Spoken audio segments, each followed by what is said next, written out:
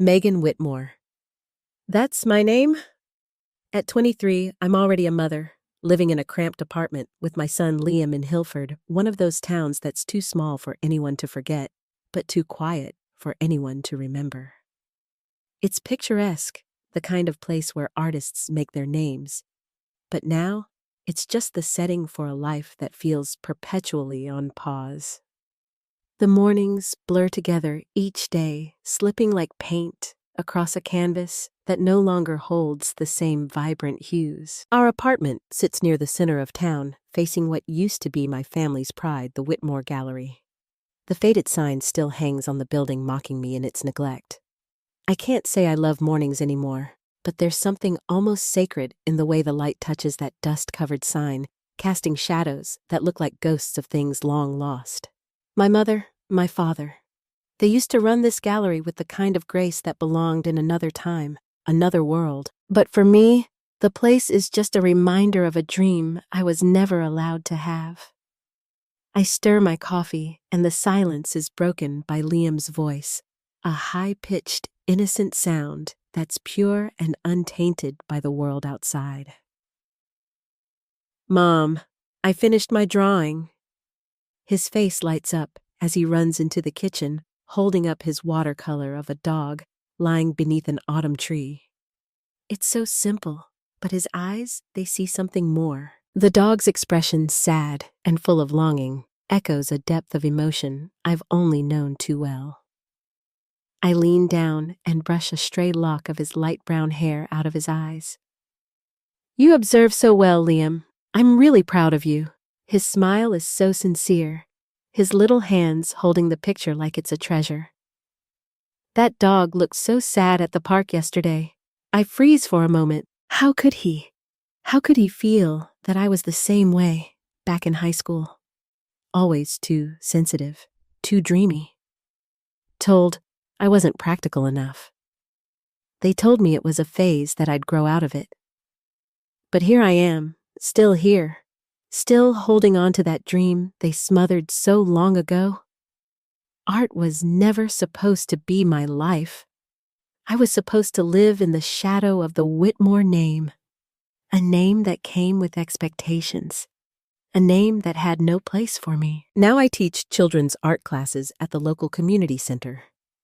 It isn't my dream job, but it's something I can hold on to, something that lets me paint, something that reminds me I still exist.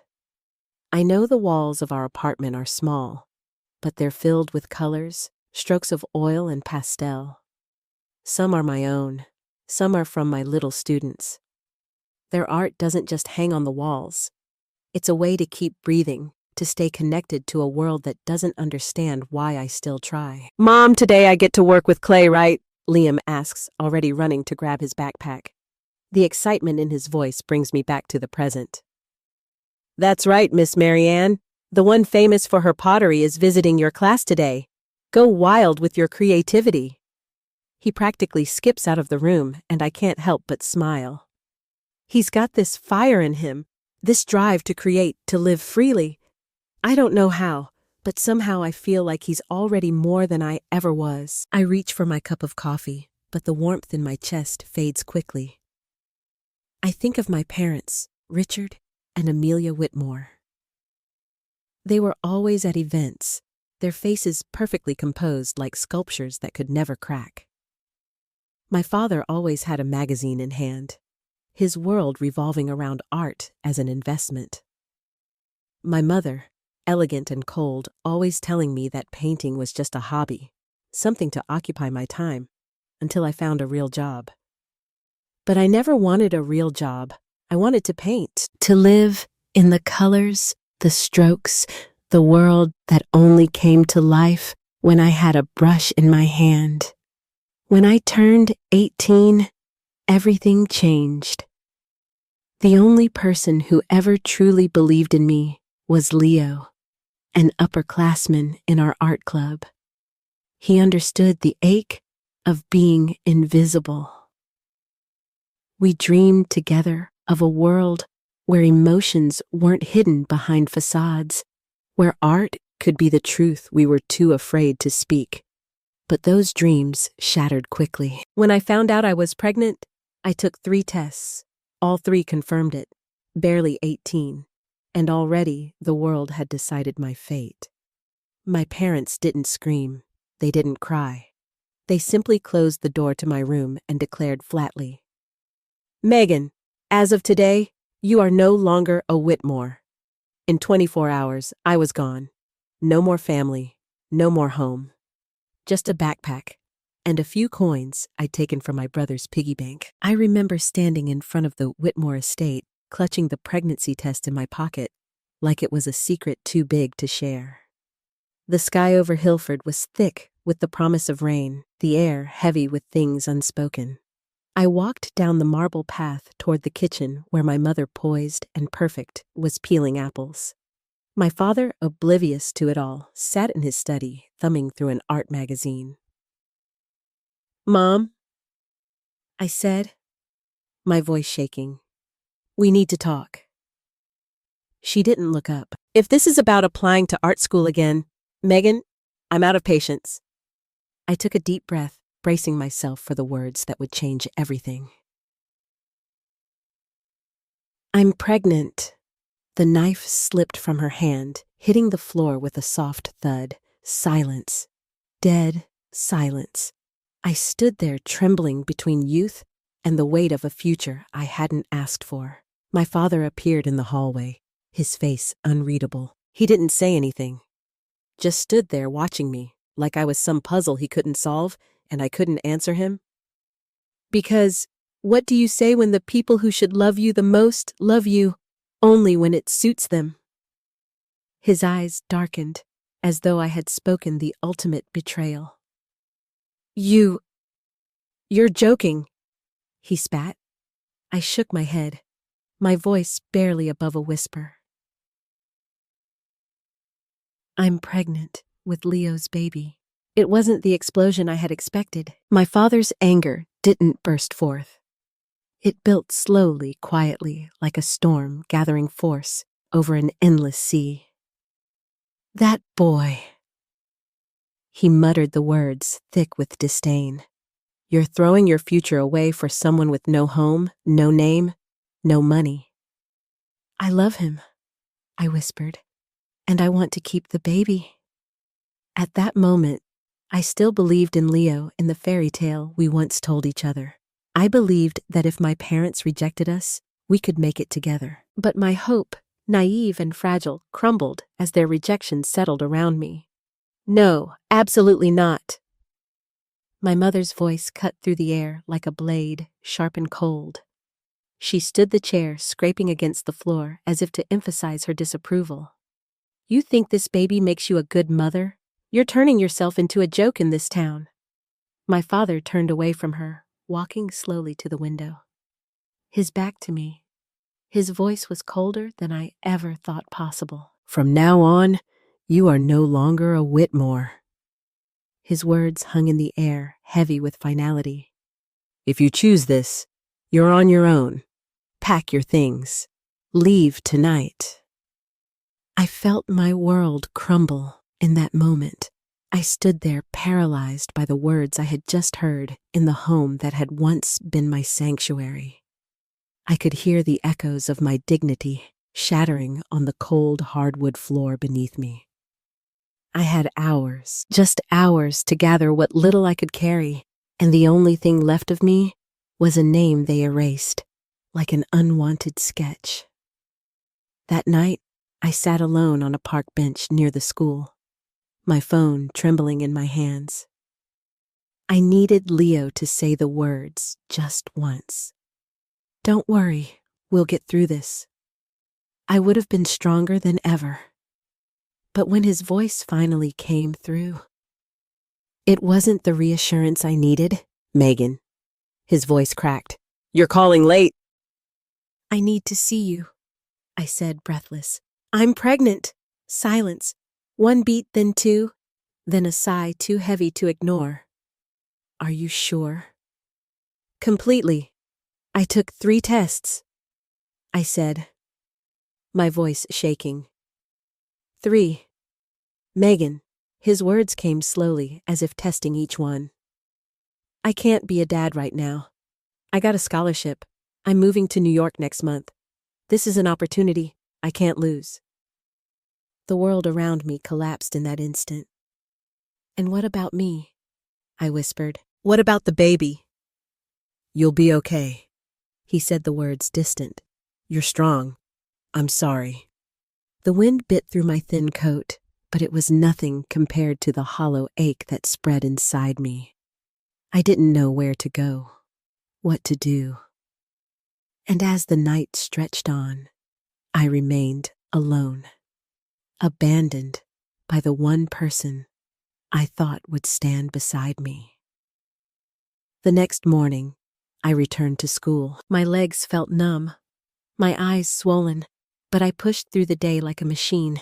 No longer a girl, but a mother, the weight of my future already settling on my shoulders. Then, I saw Miss DeLorraine, the one teacher who had always believed in me, the one person who didn't see me as a failure. She rushed over to me, her eyes wide with concern. Megan, what happened to you? And for the first time in weeks, I broke. I wept in front of her, no longer. The girl who hid her pain, but someone who had no choice but to let it spill out. You can stay at my house as long as you need, she said, pulling me into a warm embrace. You don't have to go through this alone. I nodded through my tears, feeling for the first time like someone saw me, not as a mistake, but as a person worth saving. That night, I found a place to start over a small wooden cottage tucked behind Miss Lorraine's garden. The room was small, barely big enough for a bed and an old desk, but it was mine. I finally had a home. I worked, I painted, and I studied. And with each passing day, the whispers in the hallways grew louder, but I didn't care. I still sat in the front row, submitted my assignments on time, and buried myself in the art education classes I never thought I'd be able to take. It became my dream, the dream I had once buried, the dream my parents never thought would come to life. Graduation day came, and Liam, still unborn, pressed against my belly, like a reminder of everything I had endured. My feet ached, my back groaned beneath the weight of my body. But when I walked into that exam hall, there was a sense of freedom I had never known. 3 weeks later, I gave birth to Liam on a hot summer afternoon in a hospital that smelled of antiseptic and had no private rooms, just creaky ceiling fans and the sound of distant voices. But when I heard his cry, everything else faded. I knew in that moment it was all worth it. I named him Liam, a name that meant strong-willed protector. And I prayed he would grow up kind, strong, and never feel like a burden to anyone. For the next 2 years, I survived on a part-time assistant stipend from the local art college. Mornings, I babysat. Evenings, I took online classes. Miss Lorraine watched Liam on weekends while I worked at a bakery downtown. Some nights, I was so tired I'd fall asleep while mixing watercolor. But I didn't complain. For the first time in my life, everything I did had meaning. When Liam turned 3, I finally earned my community art teacher certification. And when I held that certificate, I sat on Miss Lorraine's porch and cried harder than I ever had before. Not because of the pain of being rejected, but because I had made it alone. Unbroken. Then came the job at the Hilford Art Center, my first real break in a place that once held only memories of high school dreams and forgotten promises. I couldn't help but smile. Because for the first time, I was living my dream. Every Monday, Wednesday, and Friday, I ride my bike with Liam to class, the morning air sharp and cool against our faces. Then, while he's immersed in his own world of paint and clay, I step into another world, one where I teach children how to blend colors to give life to emotions too deep for words. I don't teach them how to paint what they see. I teach them how to paint what they feel, to find the colors inside themselves that no one else can understand. Liam's drawings began to fill our walls. They weren't perfect, clumsy even, but in them there was something raw, something real, a smiling cat, a red maple tree standing alone in the barren winter, a mother and child standing in the rain sharing a green umbrella. Each piece told a story without needing to speak. And in those unrefined strokes, I saw it, the gift. The same gift I had once been told to hide. I would never force him to pursue it. But if he was ready, if he felt the call, I would nurture it. I would guide him in ways no one ever did for me. One October afternoon after class, as I was cleaning up and packing away brushes, my phone buzzed in my pocket. I glanced at the screen, not sure if my eyes were playing tricks on me. The name on the screen was Chloe Whitmore.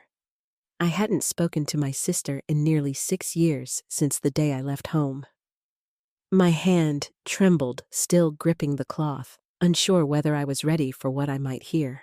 I hesitated, but the call was already there, pulling me. Slowly, I answered Megan. "It's me." "Chloe." Her voice was still soft, still the voice of the sister I had once shared everything with. But there was something in it now, a kind of wariness that made my stomach churn. I'm getting married early next month," she said. "I want you to come." I didn't speak for a long time. That simple sentence hit me like a wave, stirring up emotions I thought I had buried. Anger, doubt. And beneath it all, a faint, fragile longing. "You're calling just to invite me to a wedding. It's not just that," Chloe continued. "Dad's health.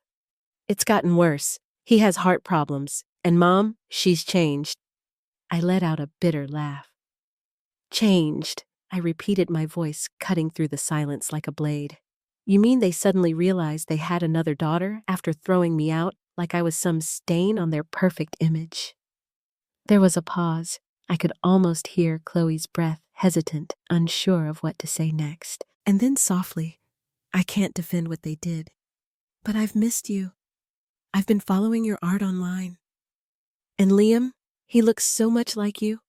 When you were little." I gripped the phone harder, the weight of her words settling in my chest. It ached, a deep, unnameable ache that threatened to swallow me whole. "They want to see you," Chloe added, her voice quivering just a little. "They know they were wrong, and they sent you this." The next afternoon, as I was setting up Liam's paint at the studio, I heard the familiar tap of footsteps outside the door. The mailman handed me a thin envelope. No return address, just slanted handwriting I would never mistake. It was from him, my father. I opened the envelope with a tremble in my hands. Inside was a short, handwritten letter. "Again, this is a portion of the trust fund you were meant to receive. If you're willing, I'd like to see you again, not to justify anything, only to listen. I hope you'll consider it." Signed, Richard Whitmore. Along with the letter was a check. A sum that was more than I had earned in an entire year of teaching. It was more than a financial gesture. It was a pull, a lure to a past I had carefully burned behind me. I stared at the check, the ink smudging in my vision as I fought to steady my breath. "They want to see you." I couldn't tell if it was an olive branch or a calculated offer to buy my forgiveness. But I had moved on. I had found my place in this world. One painting, one lesson, one tiny life at a time. But the truth was, the past still lingered always just below the surface. I sat still for what felt like an eternity. The letter in my hands, my heart twisted in knots too tight to untangle. The check could never erase the nights Liam and I spent in need. The nights I carried him through the freezing cold, searching for medicine, praying for some relief. That letter, though, it was the first time my father had addressed me by name in years. And that in itself felt like a blow. That night, while I was washing dishes, I felt Liam tug at the hem of my shirt. His voice, soft and innocent, caught me off guard. Hey, Mommy? Do I have grandparents? I paused, looking into his sky blue eyes, the kind that saw more than I ever wanted to show. I knew he had been wondering this for a while. Yes, I answered softly. But they live very far away. Can I meet them? His question was simple, but it echoed through me, gnawing at my resolve. I couldn't deny him the chance to know family, even if it wasn't perfect. But I also couldn't forgive so easily. That question haunted me all night. The next morning, I texted Chloe. I'll come, but I'm doing it for Liam, not for them. 3 days later, an elegant invitation arrived, delivered by hands. The card was heavy with fine stock, adorned with intricate floral patterns, exactly the kind my mother would have chosen. Inside, there was a short letter from her, written in the same neat script that had once held power over my every thought. I can't change the past, but I hope you'll give the present a chance. Even if it's late, I've always wished to see my grandchild, just once. The last line was smudged, as though a drop of water had fallen onto the paper. Maybe it was tea, or maybe it was a tear. I folded the letter slowly and placed it in my drawer. The weight of it, heavy in my hands, that night as I brushed Liam's hair before bed. I whispered, "Next weekend, I'm taking you somewhere special." "Will there be cake?" he asked eagerly. "Yes, and someone who used to be part of Mommy's family." Liam tilted his head, unsure, but then nodded. "As long as you're there, Mommy." I hugged him tightly, feeling the storm inside me, the turmoil of facing a past that had never truly left. But I knew I had to face it, or it would keep living inside me like an unhealed scar. Chloe's wedding was held at Granville Hall, one of the most luxurious venues in Hilford. The entrance was draped in white orchids, and the soft strains of a string quartet played classical melodies in the air. I held Liam's hand tightly as we stepped into the grand hall, the eyes of the guests turning toward us. Like a sudden wave of attention, whispers rippled through the crowd, waves of judgment and curiosity. They recognized me, the daughter who had been cast out, the one who disappeared from the family. But today, I wasn't alone. I came with Liam. His little suit fitted perfectly, his sky blue eyes wide with curiosity and uncertainty. "Mommy, why is everyone looking at us?" I squeezed his hand. "Because you're too handsome. They're surprised." Liam giggled, and my tension eased slightly. Just then, Chloe appeared, radiant in her wedding gown. Her hair swept up in elegant curls. She ran over and hugged me, a smile lighting up her face. "You really came?" I held her gently. "Congratulations." We exchanged a few pleasantries before being seated at a private table near the window. Liam was fascinated by everything. The violins, the crystal chandeliers, the fancy dishes. "Mommy, can I draw?" I smiled and pulled out his sketch pad and colored pencils from my bag. He never traveled without them. Liam dragged his chair to the corner of the table, settling into his world of colors and imagination. A while later, a middle-aged man approached our table, his presence commanding without being overbearing. He was tall, with salt and pepper hair, sharp features softened by kind eyes. Chloe walked beside him and whispered, "This is Mr. Gerald Monroe. He's an art critic for Canvas Weekly magazine." I shook his hand politely, ready for a brief exchange, but as Mr. Monroe's gaze landed on one of Liam's drawings, his expression shifted.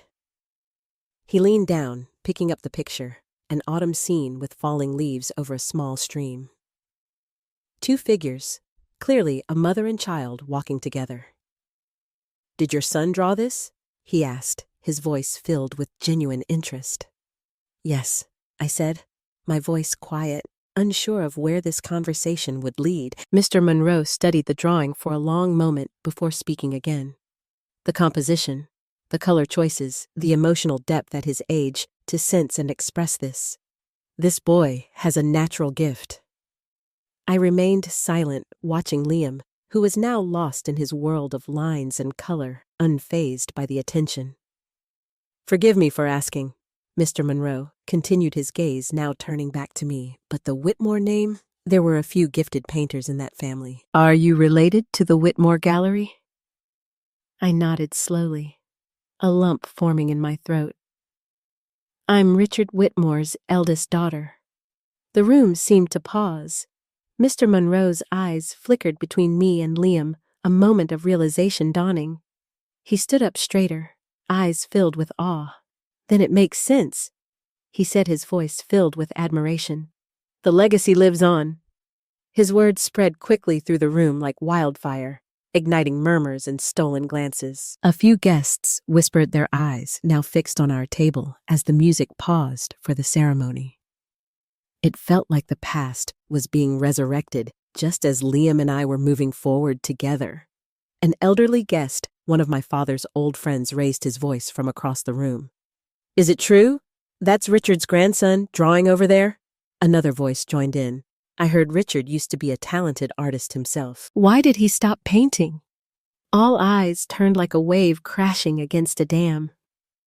My father stood at a distant corner of the room, his expression unreadable, while my mother's face tightened, trying to keep composure. But I could see it, the discomfort, the guilt, the years of unresolved tension that had built up behind that perfect mask.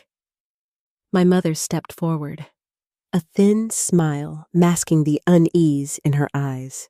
Let's not let personal matters interrupt today's celebration, but Mr. Monroe, ever the art lover, gently interjected. This isn't personal.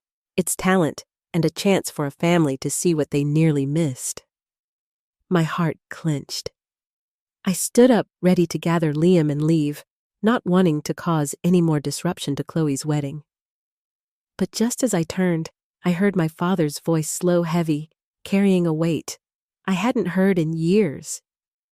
Megan, wait! I turned back, my breath catching. He was walking toward me, his steps slower than I remembered, his face etched with the lines of age and regret. His eyes were no longer cold. They seemed different, softer. I've been wrong, he said, his voice barely above a whisper. Chloe was right. We were wrong, today in front of everyone. If you can give your father a chance. I looked at him, then at Liam, whose small hand gripped mine tightly. He didn't understand, but he could feel the shift in the air. He could feel the change in me, the hesitance, the hope that flickered, fragile as it was. In that moment, I didn't see the man who had cast me out. I saw a father, tired and broken, trying to find a way back. Before I could respond, Chloe stepped forward. She stood beside me, her voice cutting through the room. Everyone, she said boldly, her gaze steady, unwavering. Today is my wedding day. A day I wanted everyone who matters to be here. And my sister Megan is an irreplaceable part of this family. She paused, and I felt the weight of her words settle like a mantle. Her eyes shifted toward our mother, who stood frozen, clutching her handkerchief until her knuckles turned white. Chloe's gaze hardened slightly, but her voice never wavered. It's time we stop pretending like nothing happened. It's time we acknowledge the truth. Megan was hurt. She was cast out of her own home, yet she stood strong. She raised her son with love, and above all, she kept her kindness. Liam's grip on my hand tightened, as if he sensed the storm of emotions swirling around us. He didn't know the details, but he felt the tension, and instinctively, he stood closer. seeking comfort in the only constant he knew. If today is the day I start my own family. Chloe continued, her voice soft but resolute. Then I want to begin with honesty, with compassion, no hiding, no avoiding. And I'm proud to have my sister Megan and my nephew Liam by my side. A hushed silence fell over the room. It wasn't all at once, but it was loud enough to drown out the whispers. I glanced at my parents, my father, his head bowed, shoulders trembling just slightly. My mother, her face streaked with tears. For the first time, not from anger or disappointment, but from regret. My father stepped closer, his voice hoarse. Megan, if I could go back to that day, I wouldn't choose silence. I was afraid of losing a reputation, our image. And because of that fear, I lost you. I looked at him deep into his eyes, and I knew. I don't need an apology to feel better. I thought I need change. Then my mother stepped forward, hesitant but gentle. She reached out slowly, taking Liam's hand. He is truly special, she said, her voice trembling and worthy of love, even if I didn't see it before. I took a deep breath, feeling the weight of everything between us. If you really want to make things right, I said, my words steady, then start with actions, not gifts or empty words. Come to my class, watch your grandson, learn. Ask, share, be patient. Forgiveness doesn't come in a day. It's nurtured, one act at a time. My father nodded slowly, not arguing. We'll start from the beginning if you'll let us. He bent down and looked at Liam, his eyes filled with uncertainty. What do you think about Grandma and Grandpa coming to art class with you on Saturday? Liam looked up at me, then at them. Will you come to Amai? I nodded. Always. The tension in the room began to lift, the party resuming its usual hum. The curious glances shifted into quiet admiration. It wasn't a perfect moment, but it was a step. A bridge, tentative but real, stretched across the chasm that had existed for too long. As the celebration neared its end, Gerald Monroe approached me once more. His expression was thoughtful, almost contemplative. I'm organizing a children's art showcase at the town museum, he said, his voice warm with invitation. I'd like to invite Liam to participate, and you. If you're willing to share your story. I didn't answer right away. But inside me, something shifted. Not just forgiveness toward others, but a release for myself. The past didn't have to hold me anymore. It was time to move forward. On the way home, Liam tugged at my sleeve and whispered, Mommy, do you think they'll really come to art class? I smiled softly. I don't know, but I do know we gave them a chance. What they do with it is up to them. We stepped out into the cool evening air, the breeze rustling the trees. I squeezed Liam's hand, feeling lighter than I had in years, as if something had shifted deep within me. 3 weeks after Chloe's wedding, I received an unexpected call from my father. His voice was still hesitant, but no longer prideful. Megan, are you free this weekend? Is something wrong? I'd like to come see your class if you'll have me. I paused for a moment, then nodded, even though he couldn't see it. Class starts at 9 a.m. on Saturday. If you really want to come, you'll need to be on time. I'll be there, and I'll bring some of my old sketches if that's okay. After the call ended, I stood by the window, sunlight spilling across the paint-stained tablecloth. For the first time in nearly 6 years, I felt like the impossible might just be starting to become real. That Saturday, I arrived early to prep the classroom. Liam, too excited to sleep, had been up since 6 a.m. and even packed a watercolor set for Grandpa Richard to try. When my father walked in, Liam rushed to open the door as if he'd been waiting forever. He wore a pale shirt, carrying a bundle of old sketches wrapped in canvas cloth. As he looked around the small classroom, lined with children's paintings and the sign that read, Ms. Megan's Art Class, I saw something soften in his eyes. You designed all of this? Every color, every brush, every chair, all paid for with your savings. It's not as grand as the Whitmore Gallery rooms, but it's filled with real laughter. He didn't argue. He just walked slowly around the room, taking it all in. Then he paused at one of Liam's pieces, a winter forest bathed in blue-purple light under a starry sky. It looks like the work of a grown artist, he said softly. I know, but I never push him to paint. If he chooses another path, I'll still support him, I answered, feeling an unexpected tightness in my chest. My father stared at me for a long moment, then quietly unrolled his old sketches drawings from his youth. Neither of us spoke, but I could feel it. Through those faded lines, he was showing me a part of himself he had buried long ago. A part he feared I might become. Over the following days, he began visiting more often. At first just watching, then eventually sitting down to teach the kids some basic techniques. My students started calling him the old art teacher, and Liam proudly told his friends, my grandpa can mix colors without a palette. As for my mother, Amelia, she found her own way to bond with Liam every Wednesday afternoon. She took him to the park with apple pie and coloring books. I had thought she might feel awkward, but instead, she made Liam laugh with her made-up fairy tales. One day, Liam came home and said, Grandma said an owl once studied painting and opened a gallery under an oak tree.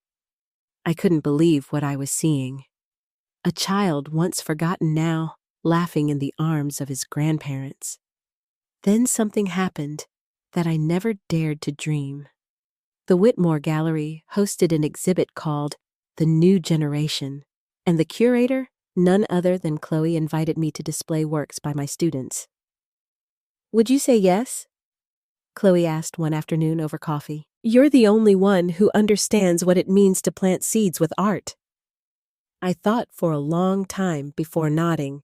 If it's a place where children are valued, not judged, then yes, I'll bring their work on opening day. I stood in the children's section where the paintings were framed at eye level. Each piece had a small name tag and a handwritten note from me. When Gerald Monroe came by and saw one of Liam's paintings, he smiled. It's not just talent, it's being nurtured the right way. My father stood behind me saying nothing, but his eyes gleamed, as if he had finally found a part of himself that had been lost for years.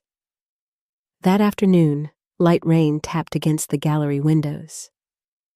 I was helping my students clean up their watercolors during the second installment of the children's exhibition when Chloe rushed in, her face unsettled.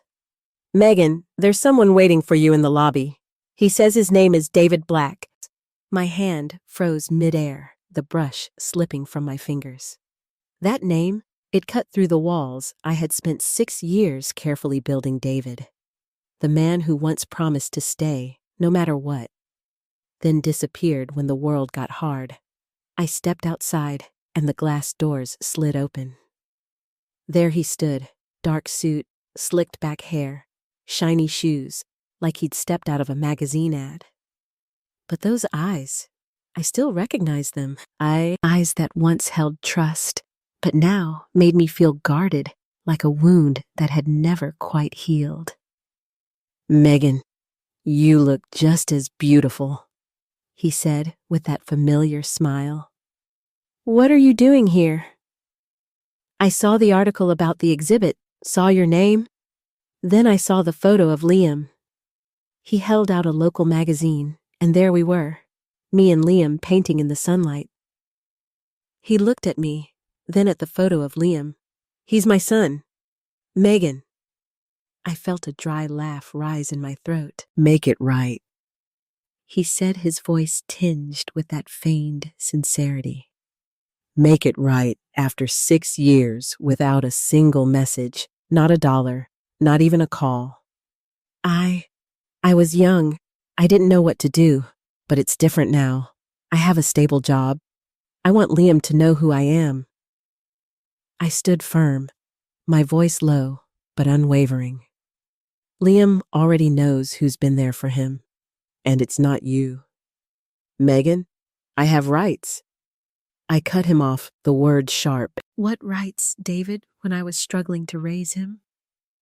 Where were you when he had a fever on a freezing night? When I painted through exhaustion just to afford his art supplies? When he asked me, "Who's my dad? Where were you?" David stood silent, but I could see it, the cold calculation behind his silence.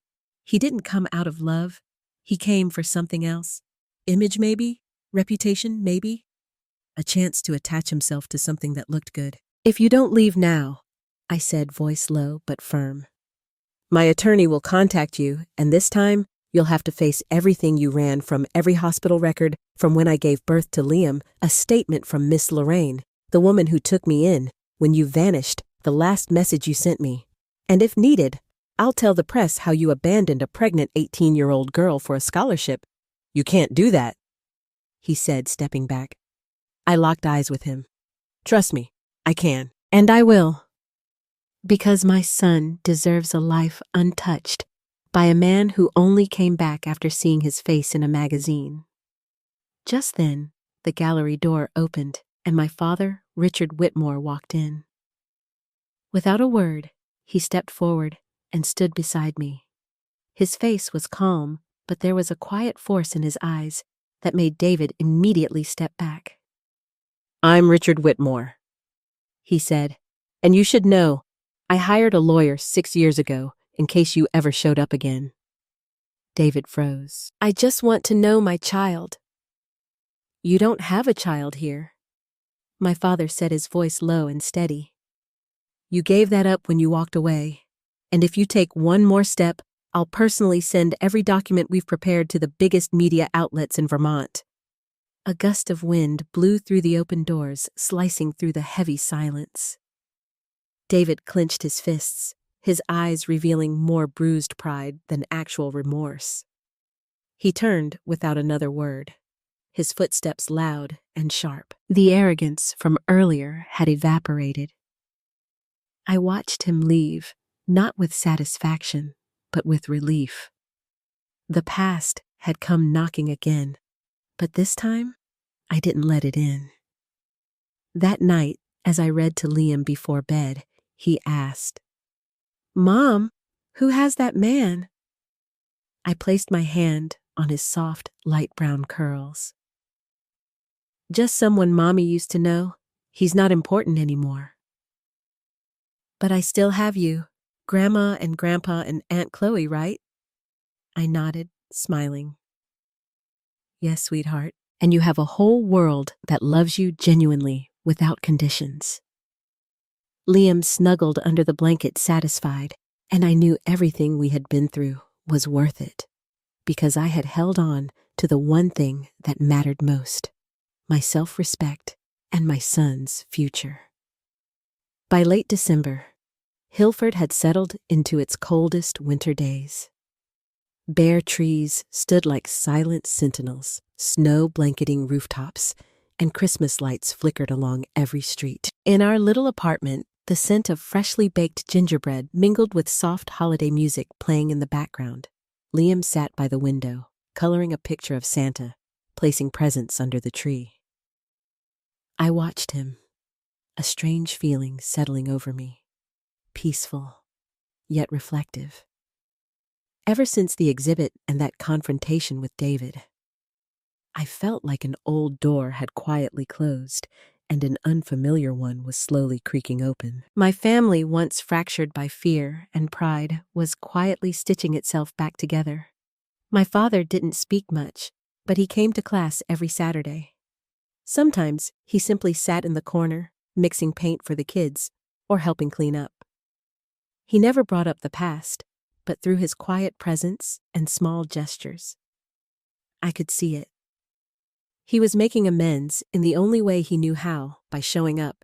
My mother, still sharp and composed, began asking Liam more questions. Once, she brought him a fairy tale coloring book, hand-picked just for him. Watching her read to him in that warm, deep voice, I saw a softness in her that I had never known, an unspoken gentleness, long hidden beneath the armor of someone who was always too busy protecting her family's reputation. Floy visited often, bringing baked goods and awkwardly funny stories about newlywed life. She had become the glue that held us together, not through grand speeches, but with patience and quiet sincerity. I wouldn't say I had forgiven everything. The scars were still there, faded but never fully gone. But I had learned not to let them define me. I didn't need anyone to beg for forgiveness or shout that I had been right. I just needed them to stay long enough to be real enough for me to believe they meant it. That Christmas Eve, for the first time since Liam was born, we had dinner as a full family. A round table sat in the center of our living room, piled high with roast chicken, mashed potatoes, and my father's traditional pecan pie. Liam wore a red sweater that Grandma had knitted and couldn't stop talking about my new painting that Aunt Chloe was putting in the city library. My father raised his glass. "This year I won't make a big speech," he said, his voice soft. "I just want to say thank you for us being here together." I looked at him, and no words were needed. I simply nodded as we stepped outside to watch the snow fall. Liam ran up to me and whispered, "Mommy, can I make a wish this year?" "What is it, sweetheart?" "I don't want any presents. I just want us to have dinner together like this every year." I knelt down and hugged him tightly. "Me too." Liam. Snow gently coated the porch roof. Golden light spilling from our warm windows. No one knows what the future holds, or whether every crack in the heart will ever fully mend. But I knew one thing: I wasn't alone anymore. And I wasn't the outcast. I was the one chosen again, the very family that once let me go, now pulling me back in. My story isn't about seeking forgiveness. It's about rising from hurt to build a life that matters. From a girl rejected by her family, I became a mother, a teacher, a guide for my son. No one can erase the past, but with love and persistence, I turned pain into power. And that opened the door for a broken family to rebuild itself through truth and trust. What do you think about Megan's journey and her family's transformation? Share your thoughts in the comments below. Don't forget to follow the channel for more heartfelt stories about love, healing, and the bonds that bring families back together.